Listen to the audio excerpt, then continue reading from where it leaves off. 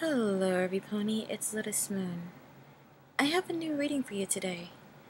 This one takes place sometime a little after the latest episode of Royal Problem.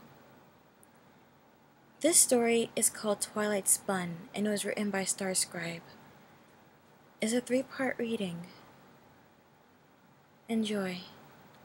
Twilight Spun, written by Starscribe. Around and around, never stopping, forever. Twilight spun. She'd been spinning for a long time now.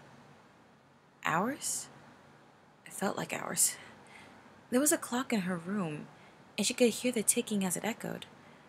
Unfortunately, it was facing away from her, so she had no way of knowing how long she had been there. Was Starlight's insane plan to help Celestia and Luna working? She could hope so. For the sake of all Equestria. She told herself this was why she hadn't yet cast a spell to return to her real body, asleep even now in her castle back in Ponyville. She told herself that, and she almost believed it. Not that she minded the music. It wasn't just coming from nearby as Starlight might have thought. In many ways, it was Twilight, as much as the spinning pony-shaped ballerina with her face was Twilight. She could feel every inch of the music box as though it were her own body, knew every amethyst gemstone set into the sides, all 4. The mother of pearl and gold trim were her skin too, as well as the spring mechanism that allowed the ballerina to emerge from within and spin while gears and clockwork played music. She was thankful the possession spell only allowed her complete control of the object's ordinary functions, or else it might have wound down with her facing a wall, unable to see anything but paper, and not able to offer her students useful advice. The dancing was nice. The music was soothing, melodic, reverberating through her hollow wooden body, echoing through the room. She didn't mind that her natural position was such a tense pose, or at least it would have been for a living pony. But for Twilight, it was her natural resting position. And so she could relax, balancing on one hoof and spin, smiling contentedly to herself, even if she did not feel content. She told herself it was because Equestria was in danger. Luna and Celestia had struggled with their relationship before, and Equestria had suffered for it. Why had the map chosen Starlight instead of her? Twilight's head might be going a little fuzzy right now, but she was quite certain that she wouldn't have done something as stupid as switching the Diarch's cutie marks. A maid came in. The whole world felt like it was suddenly back in focus again, and Twilight could think straight. The ticking of the clock stopped blurring together and resolved into the steady flow of seconds again. Unfortunately, she had to use her new lucidity to hold perfectly still, at least with the ballerina, and pretend that she was an ordinary music box. It wasn't as hard as it would have been for a living pony, at least. Her body wasn't alive, didn't need to breathe, didn't have muscle to twitch or wings that got cramped if she didn't flex every now and then to get the stiffness out. The maid spared her a glance as she passed over Starlight's desk, and for a second, Twilight felt a few feathers pass over her body. She kept spinning, ignoring the sensation, her smile a little more genuine as the maid hesitated to appreciate Twilight's craftsmanship. When she left, the maid was humming quietly to herself to Twilight's melody. Time blurred a little after that, Occasionally, someone will walk past the hallway outside, startling Twilight out of her melodic reverie. More often than not, she was alone. Alone with her own thoughts and the worry she had over her student success. I hope she's okay. I hope Equestria is okay with what she did. If something went wrong, it was Twilight and her friends who would have to fix it somehow. That's usually how things worked out. She could hear voices coming from down the hall as he hesitated in her spinning to listen. One of them sounded like Starlight Glimmer. The other was familiar too, though she couldn't place exactly who. Thank goodness, Twilight thought to herself. She sounds like she's a little tired, but not like she's guilty. She just broke Equestria or something. It's all going to be fine. Twilight froze in place, preparing to hide herself from whoever Starlight's guest would be. One more conversation. Then she could teleport back over here for real with some sort of excuse or another. Maybe she could bring some spare quills. Or a mirror brush? Any pretext would do. Starlight Glimmer came in, and Twilight almost didn't recognize the pony who was walking alongside her. Of course, didn't recognize her because she couldn't believe what she was seeing. The lavender alicorn was, of course, herself. Now, I need you to tell me everything, Twilight said, levitating a scroll and a quill in the air behind them. Even the smallest detail might be important. I want to keep good records of every mission the map sends us on so we can figure out how it works. You already know most of it, Starlight said, pointing over her shoulder at Twilight, still frozen on the music box. You transformed my music box, remember? She sounded annoyed, worn out, and for once Twilight found it difficult to care. Of this? Said the gigantic copy of herself, striding over. Her hoofsteps shook the ground, like with every other pony. She walked upright, extending one hoof towards Twilight. I didn't, actually. Twilight realized what was about to happen a split second before it did, and she called out in fear and pain, Wait, don't! But was not fast enough, or loud enough for them to notice. A gigantic hoof pressed down on her, a hoof with familiar contours. A hoof she knew as well as she knew anything in the world, and Twilight was pressed flat against the mirrored floor she had been dancing on, immobile, as it rotated around her, and the sky vanished from above. Now her eyes were inside, pressed up against the gears and wheels of the music box, and she was powerless to move. Well, not completely. The music box couldn't spin in this position, the ballerina couldn't dance, and only a lock from outside would open the music box again, but she could still move her hollow balsa wood body, pounding on the mirrored surface of the floor. Wait!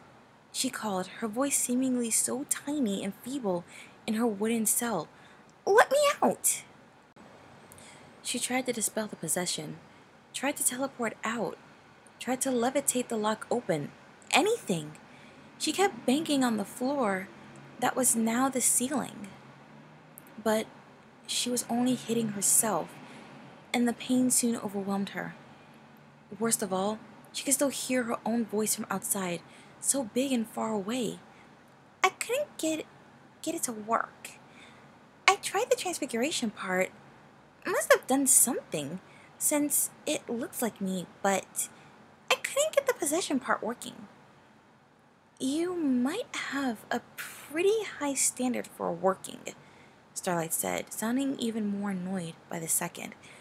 But you talked to me. You weren't very helpful, though. Really? Twilight felt herself lifted into the air, all of herself, though she couldn't actually see outside.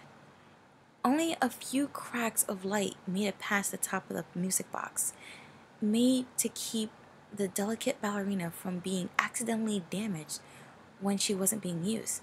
And that's weird. I wonder if maybe my intuition got through and kept it moving, like a come to life spell. No, she whimpered, still trapped inside. It hurt too much to struggle, and apparently her voice was too small to hear, but Twilight moaned anyway. Not like that! I'm still in here! Could be, Starlight grunted. I'm going to bed. You can figure it out. Or, Big Twilight said, sounding so cheerful it hurt. Now that you're done with the maps assignment, you're ready to come. Ready for another one from me? Magic research assignments. Yay! Twilight felt herself falling again, though only for a split second. Magic caught onto her once again, though the aura was slightly different, less familiar. Starlight's magic. Sure, said a tired voice from outside. She went tumbling suddenly through the air, and Twilight screamed with all the fear left in her terrified little body. If Starlight had dropped her, but no. A second later, she landed on something soft. The bed, maybe? Or inside Starlight's suitcase? Twilight couldn't tell since she didn't have eyes. She could see when the last light from above her was covered up, felt cloth or fabric piled on top of her, muffling the voices from outside. I'll get right on that, Starlight said, very faint and far away. Twilight heard a zipper, then absolute darkness descended, trapping her. Time ceased to have any meaning for Twilight. She couldn't escape from her prison, though more than once she tried her horn again. Not even a single light spell would work for her, despite her greatest concentration. Deep down, she knew exactly why it wasn't working, though it was so painful to admit to herself outright. She couldn't cast spells because she didn't have a horn.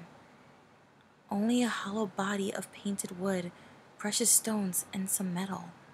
Music boxes couldn't perform spells. Her very consciousness was itself a spell. Once she felt the world around her move, though the change came so suddenly that she hardly noticed it. She didn't see anything, didn't really hear anything either. Wherever she had been placed, it was packed in too tightly to make out anything of the world beyond. In time, the disorientation from having part of her be upside down within another part began to fade. There wasn't anyone to talk to, so she rarely bothered. Besides, the longer she spent in the dark, the more blurred everything got. It was like time itself sped up when there wasn't anyone around for her to interact with. It was too much effort to move her little wooden body for all the good it would have done her anyway. It was almost too much effort to think. Eventually, the featureless blur of time resolved itself, and Twilight snapped back to herself. The world was moving again, and she could make out a fraction of light streaming through her outer shell to place her onto to the place her wooden eyes could see. Magic held her again, as it had once before. And the longer she spent near it, the more clearly she could think. This was not a blessing. I'm alive. not alive. She found herself thinking the same constant mantra. The real Twilight made me by accident. She made me to serve a single purpose, and I couldn't even do that. Shining Armor isn't my brother. My friends aren't my friends. Celestia isn't my teacher. I'm just a thing. Twilight felt a familiar metal object within her, a part of herself that had been missing and was now returned. Twilight no longer wanted to respond to whoever was outside, but she didn't have a choice. Just as the locking mechanism had trapped her within, when unlocked, she was forced to emerge. The springs and gears that were her guts hadn't rusted or covered over with age in the time she had been locked away, and they all moved now. Her protective lip rotated around, even as the ballerina rose onto its hoof, balancing in perfect poise as she spun around to the music. She was sitting on Starlight's desk, and the wood made for a slight echo to the familiar melody. Much of the room had changed. The furniture no longer looked like a hasty collection of whatever Twilight had been able to find in spare rooms. Where a wall had been, the room now continued further, making way for the crystalline shelves and massive workspace that it contained. Only this desk remained the same. Above her, far above, Starlight's massive face had a few more lines. The color remained a little faded. Her expression softened a little as she watched Twilight dance, though the dance was really just spinning and the melody was exactly the same as before. Twilight didn't move beyond what the motor and the music compelled her. She could think again if she wanted, move her body if she wanted, but she didn't see a point. Maybe if she just pretended to be nothing, Starlight would forget about her. She'd go back into a box somewhere, where she could be welcomed back into oblivion. The spell has to wear off eventually. I never got around to investigating you, Starlight said, her voice wistful and sad. I wonder if I imagined the whole thing. Guess I'll never know now, will I? Twilight kept spinning. Starlight leaned over her, close enough that Twilight could feel her hot breath. I was imagining it, wasn't I? You weren't actually alive. Twilight kept spinning. Shame, Starlight sighed. I shouldn't have forgotten about you. Maybe the spell wouldn't have worn off if it hadn't locked away, if I had been locked away in a box all these years. She stared for a few moments longer, as if making absolutely certain that Twilight wasn't about to speak. She almost did, probably would have, if it weren't for the relief that seemed so close. She couldn't change me back. I was never anything else. I'm just a spell possessing a music box. But if it did wear off, why do you still look like Twilight? Starlight leaned even closer, sniffing at her. Unless it was greater transfiguration, Alchor magic sure is impressive, isn't it?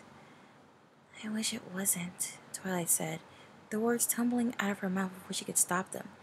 Then maybe I wouldn't be here. Starlight recoiled, looking down in shock and surprised. You didn't just...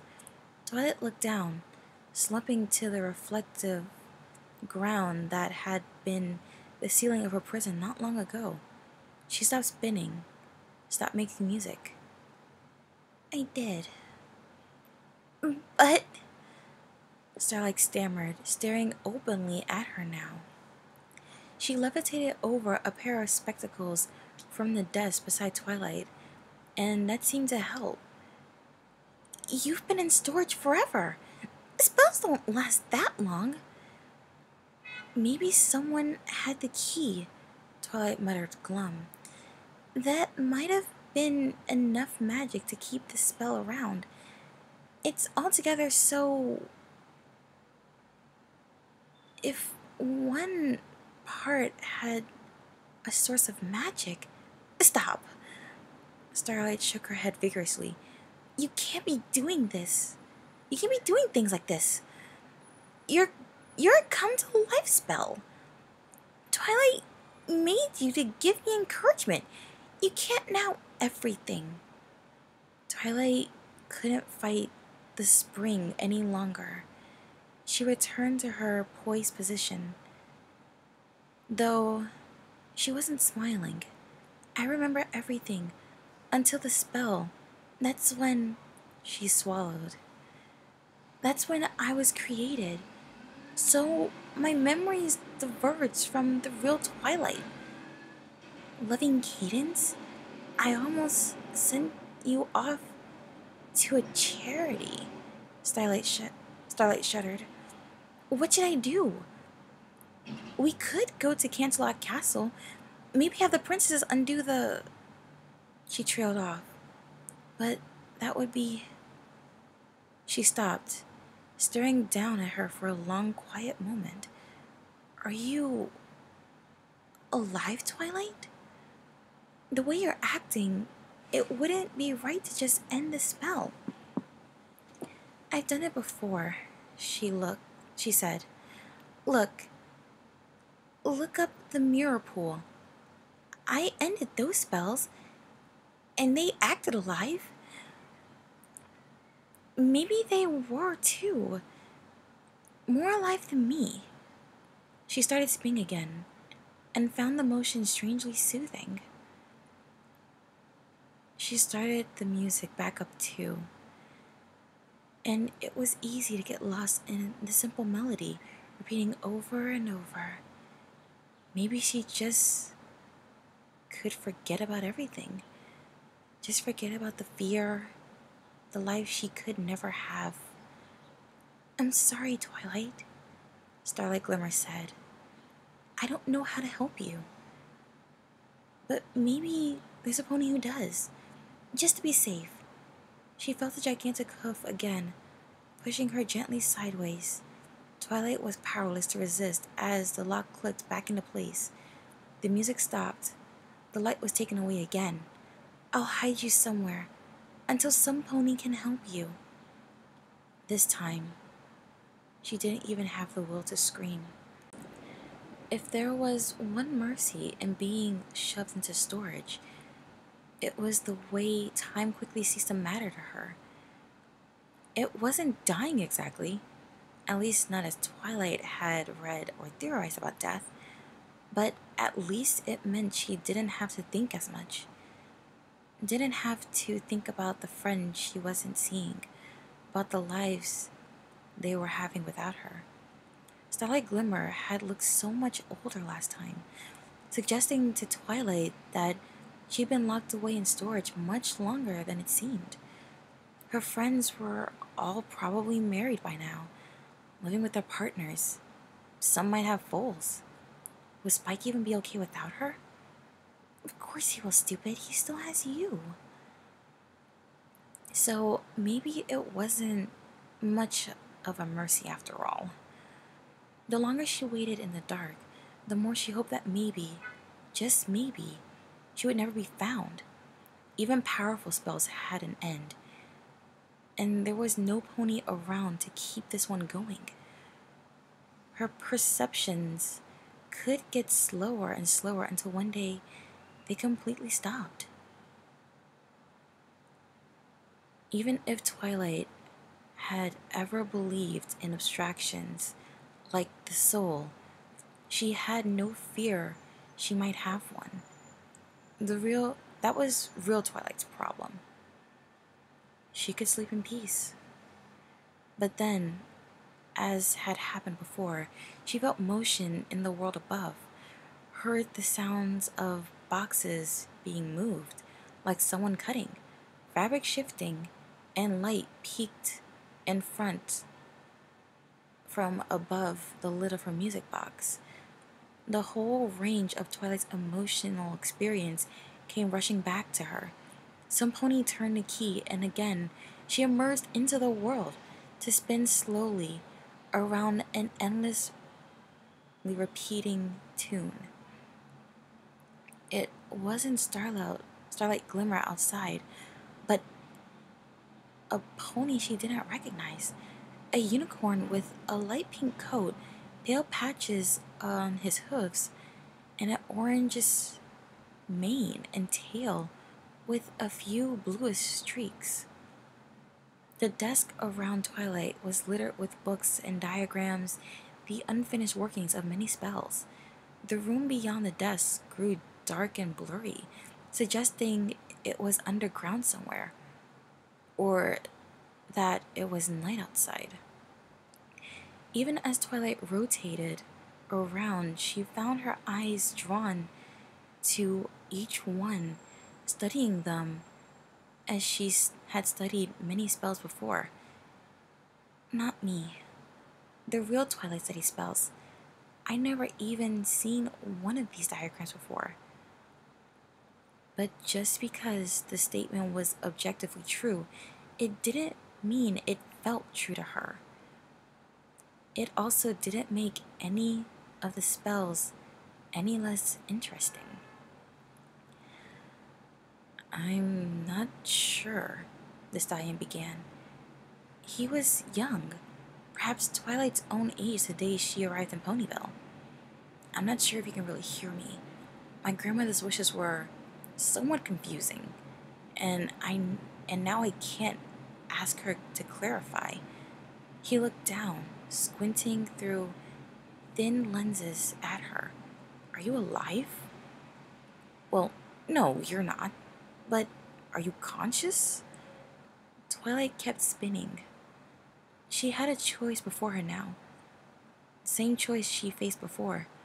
If she stayed quiet, perhaps she would be sold off, which would condemn her to a life as some pony's music box. Or maybe the stallion would just throw her away. On the other hand, she could tell him the truth. Perhaps the hopelessness of her situation would defeat him as it had apparently beaten his grandmother. Yes, she said, stopping her spinning again. It took a little willpower, as it always did. She was supposed to play music. She was supposed to dance. Not doing those things made her feel a little guilty. She stopped anyway, regrettably. The stallion withdrew, eyes widening. You sound like the princess. Well, maybe not quite the same. Younger, maybe, but similar. Guess that would make sense. You look like some in some of the paintings. I would, she said. Twilight created me using a greater possession spell. I was so eager to check on Starlight, she didn't read all of the fine print. I guess I'm the result. Starlight Glimmer said she was going to help me. That didn't work out? No, he said, staring at the floor. She regretted it, though.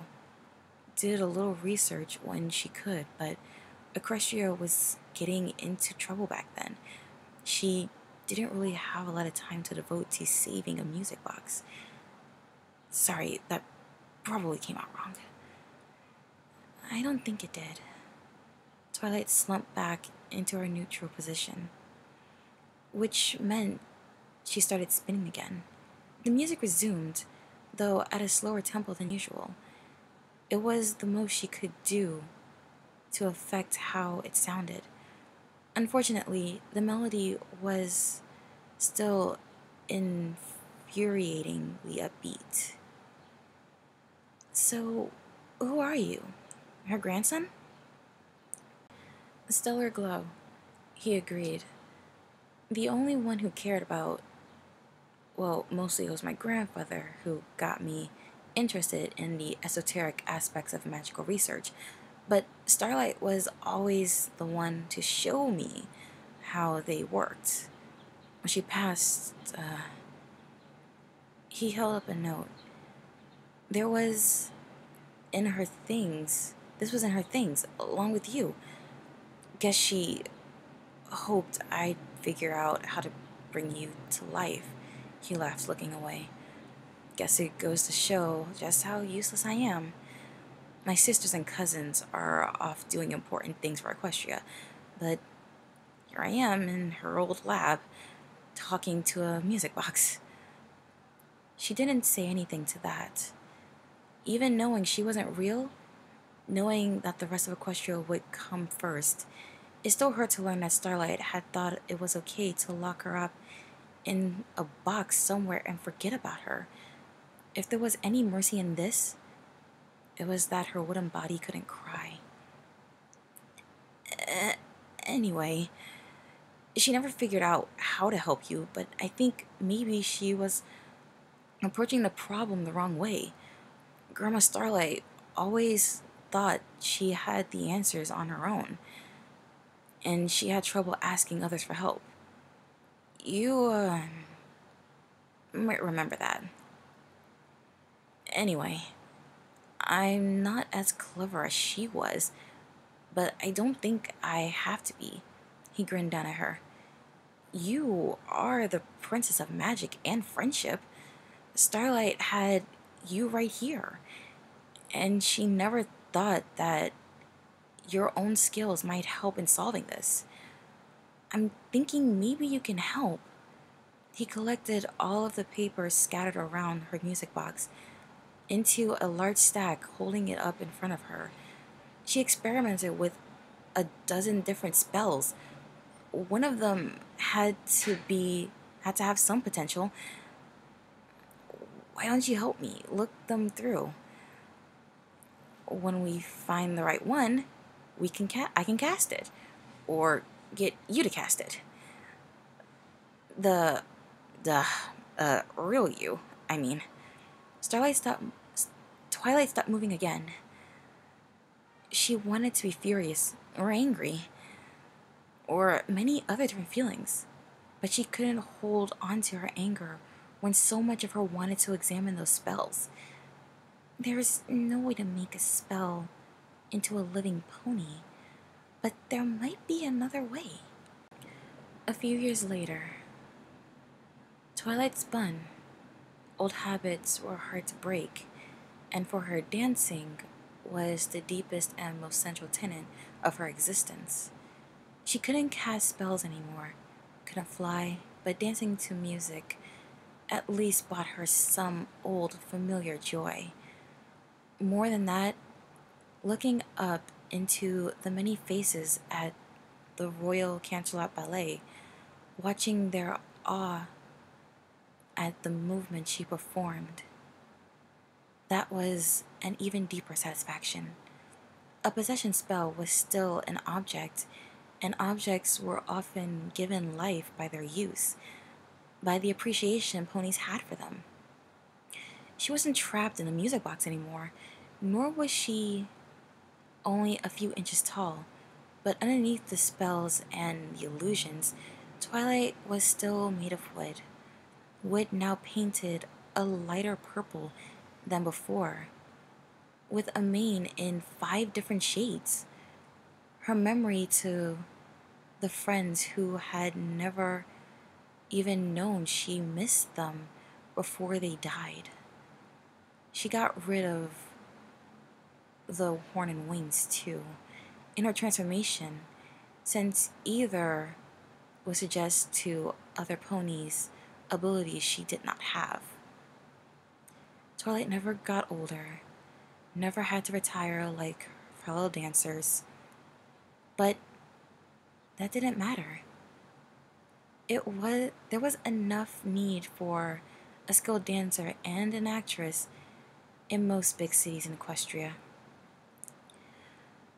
When the show was over, she returned to her small apartment in the loft of an old civil library to curl up in a soft round bed with a few good books and enjoy some quiet reading in front of her window overlooking the bright new electric lights of the city. It was not the life Twilight Sparkle had imagined for herself, not any life at all, really. Though her hollow body seemed alive to ponies who saw her, it stayed that way only thanks to the crystals stellar glow had embedded there, back when she only had been a few inches tall. Those spells required her to spend time with ponies to survive, soaking up the magic of their friendship as a music box is wound by a key. But she didn't really mind anymore. The real Twilight Sparkle still didn't know about her, and if the fake one got her way, she never would. Her life might not be real, her memories might be lies, her old friends had never even known she existed. But none of that mattered. The new friendship she made felt real, and for Twilight Sparkle, that was enough. And that was Twilight Spun, written by Starscribe. Every pony, safe to say this is an alternate as to what would have happened at the end of a royal problem, though the prospects of this don't seem too far off, because the last we saw of Twilight and Starlight at the end of that episode, Twilight was dragging Starlight away, wanting to know every little detail of what happened in order to lead to Starlight resolving the problem between the royal sisters. Though this is quite a sad thought as to what might have happened with the music box. And it does bring up the question, how did Twilight get herself into the music box in the first place? I mean, of course, it might have been a possession spell, but what if that was really her body in the music box, and then she just transported herself back? So many questions. I hope you enjoyed this reading, every pony. I am Lotus Moon, and I want to wish you all a good morning, afternoon, evening, or night wherever you are, every pony. Good night.